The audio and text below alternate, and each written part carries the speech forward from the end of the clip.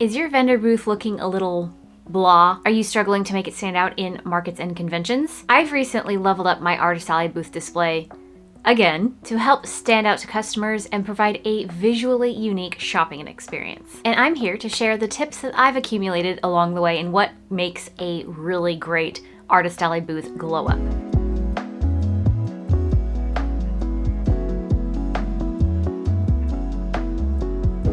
If you guys are new here, I'm Ashley, owner and artist behind Lay Spirit Designs, and I have been selling an Artist Alley since 2017. My brand has gone through a rebranding phase twice since then, and I have changed my booth repeatedly over the years, more so in the last couple of years, to keep up with the growing of my brand and just the skills and knowledge that I have learned along the way. Artist Alleys have become incredibly competitive, not only to get into events, but also to stand out to customers while you're at events. Conventions and markets are already really overwhelming for a customer to be in, and a lot of the time, Artist Alley displays tend to be really visually overwhelming. There's a lot of artists who lean into the visual noise. I used to as well, where you just kind of put stuff up in a spot without any rhyme or reason. I'm not saying this is a wrong way to do things. Certainly whatever you deem appropriate for yourself and your art and your brand is up to you. But there are definitely some things that I've learned in the last couple of times that I've done a booth glow up. Every time I made a shift in my display, whether it was changing layouts or display items or color schemes, I went from a dark blue brand to a pink pastel brand. I've always studied what worked in those changes. Despite where I wanted to go with Lay Spirit Designs in the very, very beginning, I really started to lean into the cute, cozy, whimsical, feminine side that was really coming out in my branding when I did turn into a pink booth. And I learned that when I leaned into that, customers responded really well to it. So when I decided in 2023 to move away from selling fan merch and sell only my own original characters, I knew that my booth was gonna have to glow up in a way that helped me stand out even more from the competition. Because you just can't compete when people are selling everyone's favorite Blorbos at the booth next to you. The original characters and the world that started to blossom in my brain was really cute and whimsical and spooky, with a heavy emphasis on cottagecore aesthetic. And I knew that the best thing to do was to embody that in my booth design. So how can you do this for yourself? The best way to stand out is to have a clear understanding of your brand, your business, the products you sell, and your ideal customer, which, unless you're really established as a brand, is a lot to figure out. If you have no idea where to start with building or understanding your brand, or even if you just need better tools and building blocks, there are tons of online resources to help you through this process. And one of my very favorites is the sponsor of this week's video, Skillshare. Skillshare is a platform where members can access a huge library of classes taught by amazing creatives and entrepreneurs, spanning categories like art and design, illustration, branding, and so much more. As a longtime member of Skillshare, I personally have taken classes for Procreate, social media, branding, and even productivity. One of my recent favorite classes is Goal Getter Mini, Gain Clarity, Confidence, and Momentum in Your Creative Career by Bonnie Christine, who I've followed online for many years.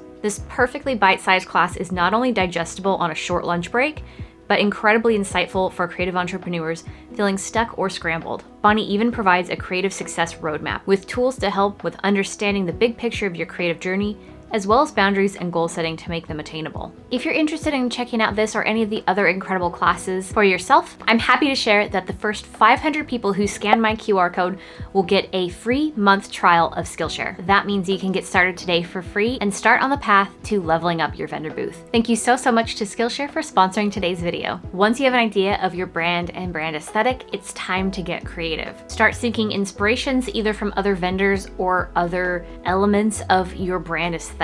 Find things you like and figure out how you can incorporate them into your own design, hopefully in a unique way, and just try to have fun with it. If you're starting super from scratch, making a mood board is gonna be your best bet, but I'm a big fan of sketching out your booth design. I've done this for many years through many different varieties of my booth, and this helps me to pin down elements and ideas that I have to see if they will function before I actually do a physical test display. This could also give you a rough idea if you're going to need to purchase additional display pieces or aesthetic incorporations for the booth design. As for the inspiration of my own booth, I always knew that I wanted a little awning.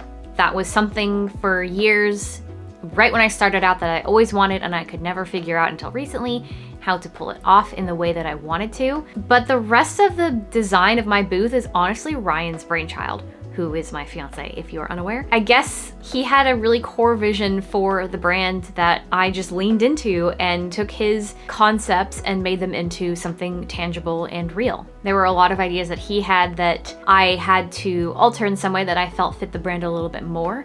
But at the end of the day, I think it works really well. One thing I'd really like to stress is when you're taking inspiration from other vendors, just be sure to make the output of that inspiration something uniquely your own. Being heavily influenced by one source or even directly copying might seem like a nice shortcut to success, but not only is this boring for customers, but it also sets you up for failure in your business down the line when you are set to expand. Because at the end of the day, if you're copying somebody and you don't have their entire business model written out, you don't really know where to go with it, and you're gonna find yourself stuck. Plus, it's so much more exciting to see a whole bunch of really creative and unique booths in an artist alley or market setting, rather than just a copy paste of the same designs and elements back to back. Typically, once you have your design element down, it's time to do a bare bones test booth. This would be either with the display elements that you already have for an existing booth, or if you're accumulating things for a booth, you'll want to do the research on what sorts of display items you need depending on what your products are. I won't get into different display types because everybody's needs are different,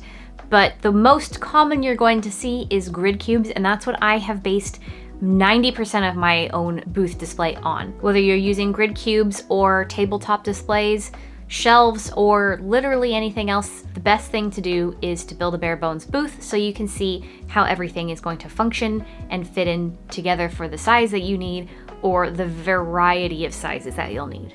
I'm specifically speaking about a difference between 6 feet and 8 feet tables in artist alleys. If you are at the point where you do need to start purchasing display pieces that you don't already have, be sure to do as much research as you can, because this can be a tough one depending on what exactly it is you're looking for and its function and how it fits into the overall vibe that you're going for. When it was my turn for this, my biggest headache for years was finding the perfect tiered display for my stickers and sticker sheets. I have a whole video on this specific issue, but I actually found the perfect acrylic tiered displays that were made for sunglasses, and I use them for both my die cut stickers and my sticker sheets because they fit everything very nicely and keeps everything propped up, and they pack flat. They're also a really nice durable clear acrylic, so they're going to last over time. And clear acrylic was important to me because I wanted the colors and the designs of my artwork to shine through, rather than having something more cozy like a wood display. But whatever is gonna work for you is what you need to decide for yourself, but that's just my experience. The bare bones are down. You have an idea of where product and displays are going to be placed. You understand how your booth is going to be structured. Now's the time to add in all of the little details. If you don't already have items that are going to be used, this is when you're gonna start accumulating display detailed items such as tablecloths, banners, backdrops, and any other little aesthetic pieces. Whether you go for something custom printed or purchase something super generic and plain as far as tablecloths go, don't feel like you need to have one or the other, because at the end of the day, it's going to depend on the vibe of your booth and what your goal is with bringing customers in. Certainly for years while I started out, in fact, only until the last 2 years did I have anything custom printed. As far as a main tablecloth goes, I was using just basic cream or plain pink tablecloths from Amazon. The only thing I relied on at the time was a custom printed table runner because they were really inexpensive and it's just one simple piece of fabric. That was enough to advertise my logo and my business name, and allowed me to utilize that for years before I decided to get something fully custom. But when it was time to glow up into my dream booth, I decided it was really important for me to have a fully custom printed tablecloth, because not only did I want it to have my logo, which I then had to have it reprinted when I rebranded, but I wanted it to emphasize that I was still kind of a pink-ish booth without being literally pink like it used to be, and lean into the woodsy, cottagecore-y vibe with the bushes. I also invested in custom banners and backdrops, and all of it together just really ties in the immersive experience of being at a cozy little shop in the woods. If you are at the stage where you're ready for fully custom printed stuff, a simple Google search is going to do you wonders, because there are so many companies who offer a variety of different products that you can have custom printed, and most of them are very affordable. Depending on the amount of space you have left on your booth, or even depending on what your end vision is, this is the part where you're going to add in all the little details. The finishing touches are the creme de la creme of the whole booth, in my opinion, and having at least one element that's super unique that's going to catch people's attention is really going to help you stand out from the crowd. For my booth, it was really important for me to create a facade of sorts, and this would be built off of the actual bare bones of my grid setup. The first iteration of this was custom-made foam panels that we attached directly to the grids with Velcro, but the most recent glow up I did, we opted to do sticker decals for the grids that would completely and permanently cover each grid panel. This helps to have our booth appear as a literal little shop, complete with cobblestone walls and little iron pane windows on either side. The unique eye-catching details that I opted for are my notorious striped green scalloped banner across the top of my booth, and my hanging shop sign, which was custom designed and 3D printed by some friends. Other important elements of my booth are Velcro accents. These help drive further the immersion of my shop being a little cozy forest shop by including little leaf details and little bushes around, and I've even included some of my original characters scattered around the booth. My backdrop banner also continues with that immersion by including a scene depending on what time of the year it is. So you're still seeing like almost a background when you're interacting with me at the checkout window. These little details are certainly not necessary for every type of booth glow up, especially if they don't exactly go with your brand or your style. Sometimes the displays themselves can act as the little details if you have gone so far as to custom paint them along with your branding, or add little decorative details to them, like fairy lights or tinsel of some kind. If it matches or enhances the vibe, it's all good. However, depending on your branding and how your products are displayed, and even how many products you have, adding more visual details to your booth may be causing some unnecessary visual noise. And sometimes that visual noise is really overwhelming to customers when they're already in a really overwhelming space. So sometimes less is more. I know some people would actually say that I don't carry a lot of products, and I think in the grand scheme of things I don't, because I don't even use the entirety of my booth to display product. Most of it is actually aesthetic, decorative pieces. So that kind of helps with the visual noise in my opinion, but everything, all the details on my booth tend to be a little bit muted so that my products do stand out. So how much does a booth of this sort cost? I had to run the numbers to really give this information to you guys, but it just depends on what your end result is and what your vision is. Also, it depends on how quickly you're trying to get it together, because most of the booth upgrades that I have done have been within weeks of a major event, and I did not allow myself to accumulate things over time, for the most part. But depending on where you're at, it can cost hundreds of dollars. I hate to even like say this out loud because I was a little bit shocked by the number. This booth specifically cost me over $1,100 to put together. Let that sink in. But just as a breakdown so you can see like where most of that cost is coming from, my cost of fabrics was $560. The cost of my custom printed panels was $375. And the cost of my displays that I didn't already have, I'm not including grids in this, just the stuff that I needed specifically to make this booth work, was $180. But it doesn't have to cost this much. The more you're able to make yourself, thrift or repurpose, the more cost effective your booth is going to be. And giving yourself time to save up for custom made pieces is also going to help in the long run, especially since you also have to account to have money for purchasing inventory, because you can't just go and be a pretty booth to look at a space, unless that's your entire business model. At the end of the day, you're hopefully building something that will be long-lasting, durable, and so unique and cool that customers can't help but stop and see what your shop is all about. One final tip that I just thought to add is, unless you're actually genuinely really strapped for cash at any given moment, don't worry about whether or not you're gonna hate this down the line, because as somebody who has changed their brand so many times and gone through so many iterations of a booth, it's okay to know that you're probably gonna change things down the line.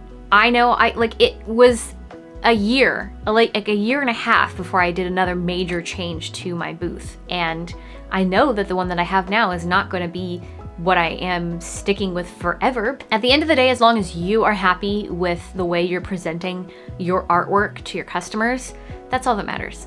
And if you're having fun, having just a really generic, easy to throw together booth that doesn't have any of these details, that's also fine too. Everybody is entitled to do whatever they want to do in the Artist Alley, obviously as long as you're complying with the Artist Alley rules and not stealing. But I know I've probably forgotten some details. Be sure to pop down in the comments if you have any questions for me. There are some aspects of my booth that I don't like to talk about or share publicly because they are like my own trade secrets, I guess. But most of the things that I've used, like my display stuff, I will have linked down in the description box below. So be sure to check those out if you want to shop some of the stuff that I've used and had success with.